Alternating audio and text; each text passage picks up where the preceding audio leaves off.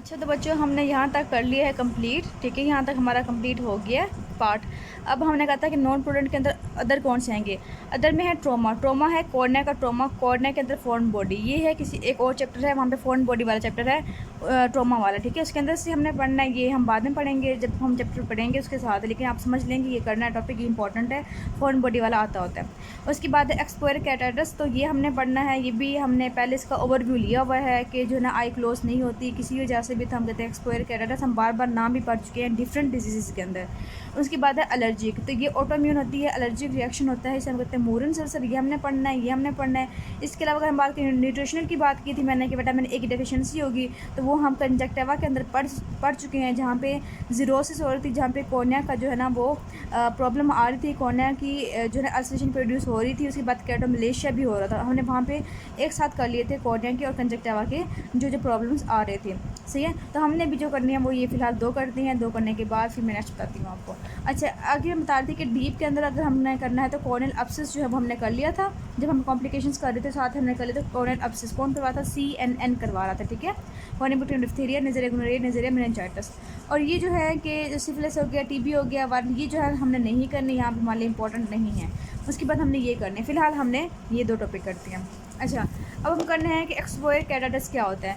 Exposure कैटाटस जो है ना, उसमें आपको पता है कि मैंने बताया था आपको कि जो कॉर्निया है वो एक्सपोज इतनी हो जाती है कि उसके बाद उस पर जो है ना ड्राइनेस इफेक्ट आता है। ड्राइनेस, कोई भी चीज़ ड्राई होती है आपको पता है। अब एक चीज़ ड्राई है, ड्राई होने के बाद जो है ब्लिंकिंग होगी। ब्लिंकिंग होने की वजह से क्या होगा कि वहाँ पे जो एपिथेलियम है वो एक्सकेवेट होगी, मिनू उतरेगी, वो वहाँ पे जगह जो है वो ख़राब होगी। ठीक है, तब हम करते हैं ये। अब आपको पता है कि इसकी अगर हम बात करें एक्सपोयर कैटाटस, तो इसकी टियोलॉजी क्या हो सकती है। आपको पता है कि टियोलॉजी में वही आएंगी सारी बातें जिसकी वजह से कॉर्निया एक्सपोज हो रही है। तो कॉर्निया जो एक्सपोज होती है वो किस वजह से होगी? वो होगी, आपको पता है, आप पढ़ के आई हैं कि आई जो है वो इनसफिशेंटली क्लोज हो। इनसफिशेंटली जो क्लोज होती है वो किस में होती है? उस टर्म का नाम क्या था? उस टर्म का नाम था लेग ऑफ थैलेमस, जिसमें क्लोज नहीं होती। इनसफिशेंटली क्लोज होगी किस वजह से? कौन कौन सी वजह हो सकती हैं? वो वजह हो सकती है कि पैरालिसिस हो जाए किसकी, ऑर्बिकुलरस ओक्यूलाई मसल्स। ऑर्बिकुलरस ओक्यूलाई मसल्स जो था, जो क्लोज करवा रहा था, उसकी पैरालिसिस हो जाए। सेकंड क्या हो सकती है? सेकंड ये है कि सेवंथ नर्व की इंजरी हो जाए, सेवंथ नर्व की पालसी हो जाए। हमने भी की थी, सेवंथ नर्व की पालसी हो जाए तब भी जो है आई है वो क्लोज नहीं होगी। वो क्लोज नहीं होगी तो क्या हो जाएगा? एक्सपोयर ज़्यादा हो जाएगा। अगर हम कहते हैं बेल्स फेनोमिनन, तो बेल्स फेनोमिनन भी इसके अंदर आ जाएगा। क्यों? क्योंकि बेल्स फेनोमिनन के अंदर भी क्या होती है? यूनिलेटरल सेवंथ नर्व की जो होती है पैरालिसिस हो रही होती है, इसकी वजह से जो है ना वो क्लोज नहीं हो पाती। इसके अलावा अगर हम बात करें तो आपके समझ में और क्या चीज़ आती है? अगर बहुत ज़्यादा एक्ट्रोपियन हो, हमने यही बात की थी ना एक्ट्रोपियन के अंदर, जब हमने कहा था कि आइलेट जो है वो बाहर की तरफ मूव कर जाती है। मूव करने की वजह से क्या होगा कि जो कॉर्निया होगी वो एक्सपोज ज़्यादा हो जाएगी। एक्सपोज ज़्यादा हो जाएगी, टीयर फिल्म की इंस्टेबिलिटी भी हो जाएगी। तो इसकी वजह से क्या होगा कि वहाँ पे कॉर्निया की जो है ना वहाँ पे उसकी जो लेयर है वो तरना स्टार्ट हो जाती है। वहाँ पे जो है एक्सपोयर कैटाटस हो सकता है। इसके अलावा अगर हम बात करें तो जो है ना रिफ्लेक्स जो होता है, ब्लिंकिंग रिफ्लेक्स जो होता है वो भी एब्सेंट अगर हो, किसी वजह से एब्सेंट हो सकता है, तो उससे क्या होगा? टेयर फिल्म जो है वो मेंटेन नहीं रहेगी और आंख जब बार बार क्लोज नहीं होगी तो उससे क्या होगा? एक्सपोयर कैटाटस हो जाएगा। इसके अलावा अगर हम बात करें प्रोप्टोसिस बहुत ज़्यादा, हमने यही बात की थी ना प्रोप्टोसिस के अंदर कि उसकी जो मेन कॉम्प्लिकेशन क्या थी? उसकी मेन कॉम्प्लिकेशन हमने यही की थी ना कि उसमें क्या था कि एक्सपोयर कैटाटस हो रहा था। और सेकेंड हमने की थी कि जो नर्व होती है, ऑप्टिक नर्व होती है, उसकी भी डीजनरेशन स्टार्ट हो जाती है। इसकी वजह से ब्लाइंडनेस हो सकती है।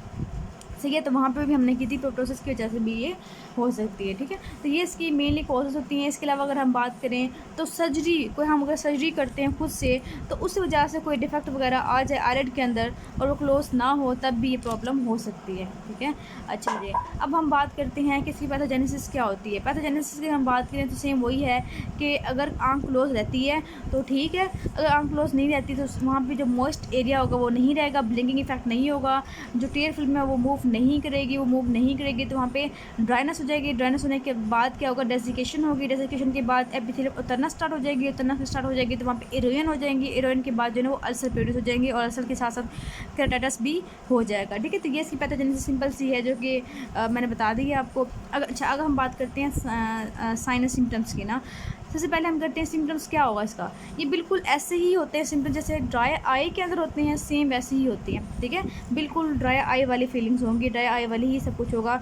अब ड्राई आई हमने कितना कुछ पढ़ा है कि वहाँ पे अगर जो है ग्लैंड प्रोड्यूस ना करे, ठीक है, लेकिन में ग्लैंड प्रोड्यूस ना करे तब भी ड्राई आई हो सकती है। इसके अलावा अगर ड्रेनेज जो है उसका ड्रेनेज सिस्टम ख़राब हो जाए तब भी वो हो सकती है, क्योंकि वो बाहर मूव कर जाती है। सी तो ड्राई आई जीरोसिस में हमने पढ़ा, विटामिन ए की डेफिशिएंसी के अंदर पढ़े, तो सबके अंदर ही एक्सपोयर केटाटस हो ही रहा था। तो ये एक जो है ना, ये अलग से हम नहीं कह सकते कि हर एक की कॉम्प्लिकेशन है, बहुत सी कंडीशंस के अंदर ये हो जाती होती है। अगर हम बात करें साइंस की, हमें क्या क्या नज़र आता है, तो हमें नज़र क्या चीज़ आएगी, आप खुद सोचें। कॉर्निया की जो एपिथेलियम थी, कॉर्नियल इरोजन नज़र आएंगी, अच्छी खासी जो है उसकी एपिथेलियम जो है वो इरोड होगी, ठीक है। साथ साथ क्या बन जाएंगे, अल्सर फॉर्मेशन हो जाएगी, सही है। अच्छा, और क्यों होगी, क्योंकि डेजिकेटेड एपिथेलियम जो है ना वो बिल्कुल डेजिकेटेड से खुश सी नज़र आ रही होगी।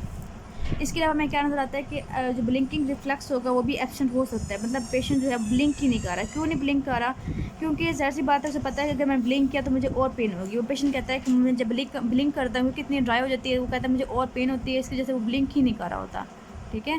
और इसके अलावा जो है ना, अगर कोई प्रॉब्लम होगी तो डिफेक्टिव क्लोयर, मतलब डिफेक्टिव जो है ना उसकी आँख जो है ना वो बंद ही नहीं हो रही, डिफेक्टिव जो है ना वो इंसफिशेंट भी होगी उसे क्लोज़ करने की, और स्लीप के दौरान भी जो है उसकी आँख जो है वो बंद नहीं हो रही होगी, ठीक है।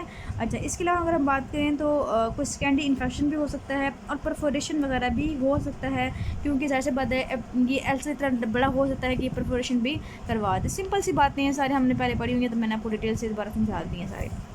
अगर हम बात करें इसकी ट्रीटमेंट की, तो ट्रीटमेंट में क्या क्या आएगा। अब हमने क्या करना है कि हमने उसे पहले तो हमने करना है कि ऐसी चीज़ें देनी है कि उससे शेड बने, मतलब उसकी जो आँख है वो बंद बंद सी रहे, ठीक है। और इसके अलावा हमने करना है लुब्रिकेंट देना है। पहले हम कहते हैं आई शेड, जो आई के कुछ शेड वगैरह दे देंगे, या बैंडेज वगैरह भी कर सकते हैं ताकि उसको जो क्लोज रहे, ठीक है। आई शेड दे सकते हैं, आई बैंडेज दे सकते हैं। इसके अलावा हमने बहुत इंपॉर्टेंट चीज़ है कि आई लुब्रिकेंट्स देंगे, ताकि जो उसकी आँख में ड्राई इफेक्ट हैं due two tier film instability उसको हम मेनटेन करें। आर्टिफिशियल टीयर्स दें, आई लुब्रिकेंट्स दें, ताकि जो उसके आ रहे हैं प्रॉब्लम आ रही है वो कम हो जाए, ठीक है। साथ आप लिख दें आर्टिफिशियल टीयर्स भी दे सकते हैं इसके अंदर। अच्छा जी, नेक्स्ट हम बात करते हैं, अगर हम बात करें इसके अलावा हम क्या कर सकते हैं, तो आपने टार्सोरेफी कर सकते हैं। टार्सोरेफी जो है ना ये इसका वाहिद हल है। अगर कॉज क्या है, अगर कॉज जो है वो नर्व का प्रॉब्लम है, क्योंकि नर्व का प्रॉब्लम हम पता है कि जो है ना वो सही नहीं होता। जब नर्व का प्रॉब्लम सही नहीं होता तो हमने ये करना है कि हमने आँख को जो है वो हमने क्लोज कर देना, टार्सोरेफी कर देना होता है, ठीक है। वैसे भी अगर आपसे MCQs में आए कि आपका वाहिद हल क्या है एक्सप्लोर केटाटस का, अगर हम इसकी कोई और हल नहीं निकाल सकते, तो आपने कहना है एक तो हमने आई लुब्रिकेंट्स देने हैं, सेकंड जो है टार्सोरेफी मस्ट कहना है, इसका नाम नहीं भूलना आपने। इसके अलावा अगर कोई और कॉज है तो हमने उस ट्रीट करना है कॉज को। अदर कॉज अगर है जो उसके मतलब ये करवा रही हैं तो हमने उसे ट्रीट करना है, ठीक है।